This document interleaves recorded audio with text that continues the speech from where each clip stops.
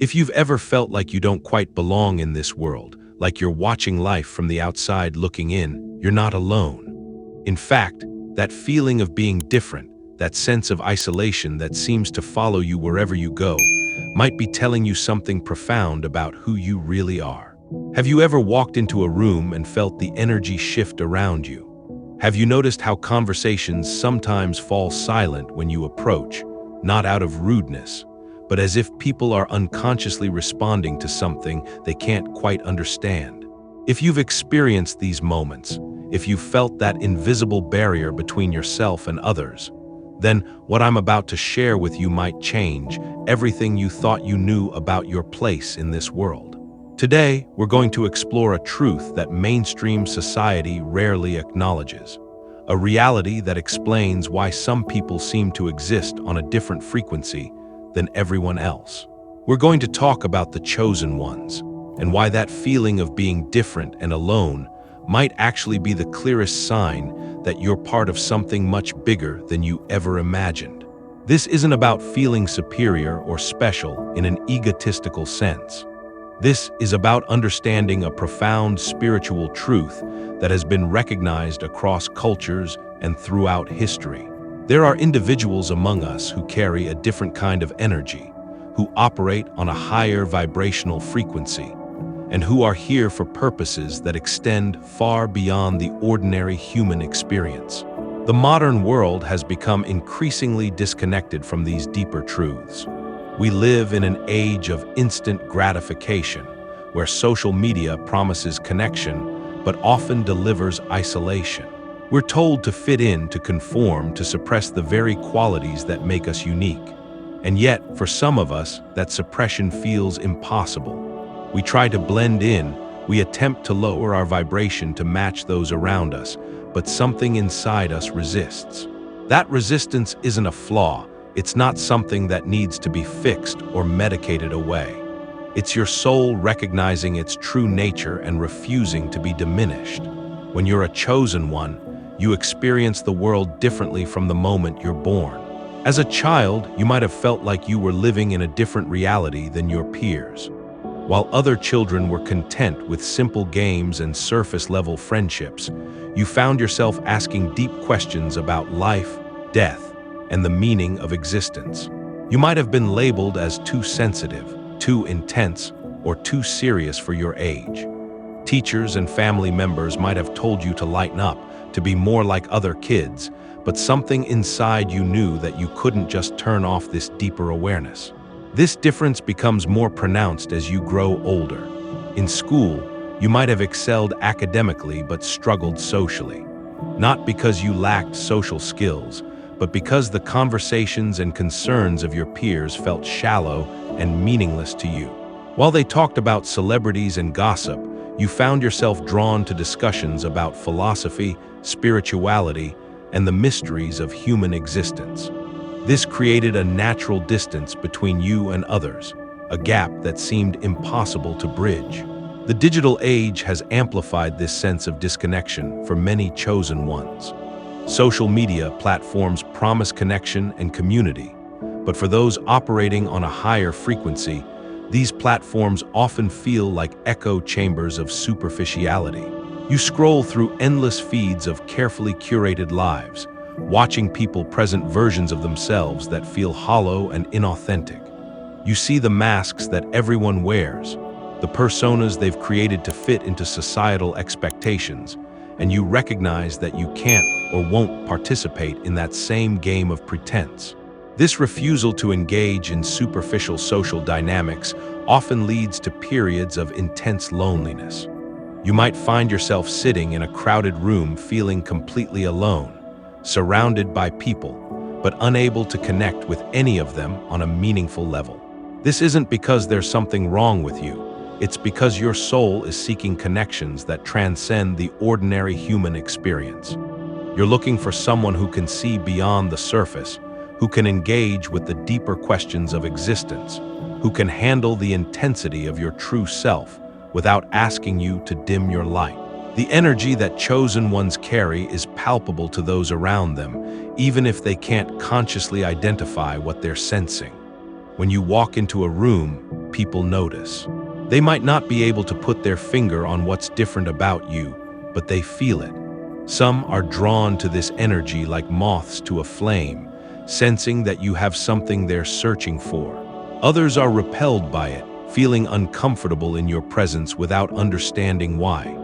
This reaction isn't personal, it's energetic.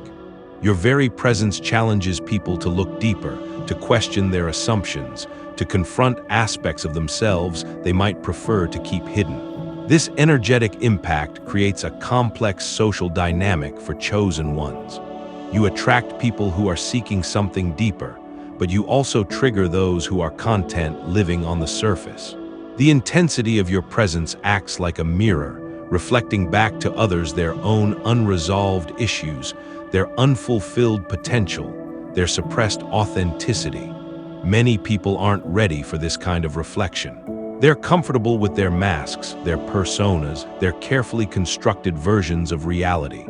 When you show up being authentically yourself, it highlights the inauthenticity in their own lives, and this can create discomfort, resistance, and even hostility. You might have noticed that people often react to you in extreme ways. They either love you or they can't stand you, with very little middle ground. This polarized response is a clear indicator of the kind of energy you're carrying. Neutral, low vibrational energy doesn't create strong reactions. But when you're operating from a place of authentic power, when you're embodying your true nature as a chosen one, you're going to evoke strong responses from others. This isn't something to apologize for or try to minimize. It's a sign that you're fulfilling your purpose simply by being who you are. The loneliness that comes with being a chosen one serves a specific purpose in your spiritual development. While others might see isolation as something to be avoided at all costs, for you, it becomes a sacred space where your deepest growth occurs. In solitude, away from the noise and expectations of others, you have the opportunity to connect with your higher self, to receive guidance from spiritual realms, and to develop the inner strength that will be necessary for your mission in this lifetime. This solitude isn't empty or meaningless. It's rich with possibility and pregnant with potential. When you're alone, you're not really alone. You're connected to something much greater than yourself, tapping into universal wisdom and cosmic consciousness. The quiet moments become opportunities for profound insight and spiritual download. You might receive visions, intuitive knowing, or sudden understanding about your purpose and path. These gifts rarely come when you're surrounded by the chaos and distraction of social interaction. Many chosen ones report having their most significant spiritual experiences during periods of isolation. It's in these moments of solitude that the veil between dimensions becomes thinner, that communication with higher realms becomes clearer, that your true nature as a spiritual being having a human experience becomes undeniable. The loneliness that others might see as punishment becomes your greatest teacher, your most valuable tool for spiritual advancement. The modern world doesn't understand or value this type of solitude. We're constantly told that isolation is unhealthy, that we need to be social to be happy, that spending time alone is a sign of depression or dysfunction. But for chosen ones, this conventional wisdom doesn't apply. Your soul requires periods of solitude to recharge, to process the intense energies you encounter in daily life, and to maintain your connection to higher consciousness. Trying to force yourself to be social when your soul is calling for solitude is like trying to swim upstream. It exhausts you and takes you further from your natural flow. This need for solitude often conflicts with societal expectations and can create guilt or shame about your preferences. Family members might worry that you're becoming antisocial. Friends might feel rejected when you decline invitations or need time alone. Romantic partners might interpret your need for space as a lack of love or commitment. Learning to honor your authentic needs while navigating these relationships requires tremendous courage and self-awareness. The path of the chosen one is not an easy one, but it's necessary for the evolution of human consciousness.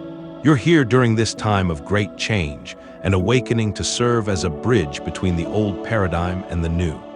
Your very existence challenges the status quo, questions outdated beliefs, and models a different way of being in the world.